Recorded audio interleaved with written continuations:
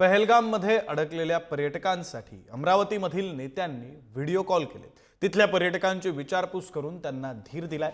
अमरावती जिल्ह्यातील 100 पेक्षा अधिक पर्यटक हे सध्या काश्मीरमध्ये अडकून आहेत। माजी मंत्री यशोमती ठाकूर आणि माजी खासदार नवनीत राणा यांनी व्हिडिओ कॉल करून पर्यटकांना धीर दिला। यावेळी आम्हाला गावी परत यायचंय अशी विनंती पर्यटकांनी केलेली आहे।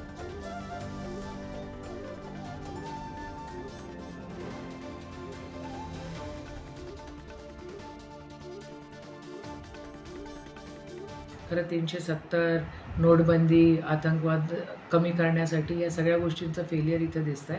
अमरावतीतले आपले जवळपास 36च्या वर लोक तिथे आहेत आणि माझं त्यांच्यासोबत बोलणं झालंय।